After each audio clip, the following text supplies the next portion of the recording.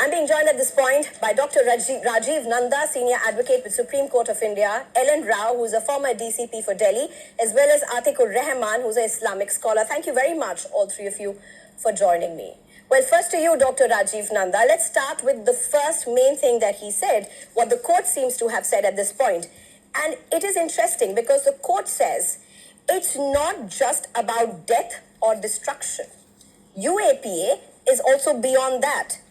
It encompasses the disrupting services and economy. This is one of the statements while actually going ahead and refusing bail to both Khalid as well as Imam and saying that their role has been very architectural and not just sectoral. Yes, of course. Today, Supreme Court has denied them bail both to Khalid and to Sharjil Imam, while granting bail to others. The principle which has been reiterated by Supreme Court today is that these bail matters are not a right. In the normal course, what the law says and the settled law is that bail is the rule and jail is the exception. But here the court has found that the material placed on record in the charge sheet and the perusal of the case diary shows that these two people were in prima facie involved in the planning, mobilizing, and the strategic planning of the 2020 riots.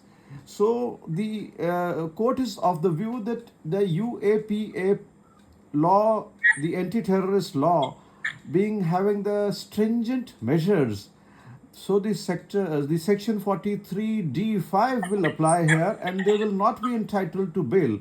There is yet another thing I must point out that while the trial is still going on, the basic criminal law says that nobody should be granted bail if he or she is in a position to influence the trial.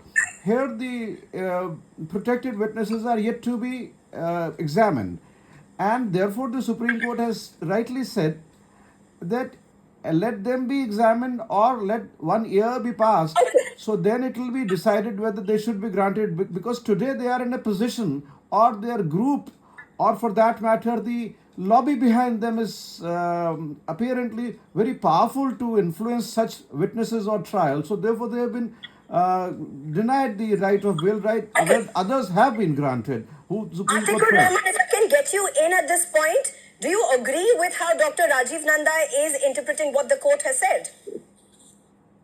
No, with regards to Mr. Rajiv Nanda, I would like to differ from his opinion. And this is a very moot point, Sneha.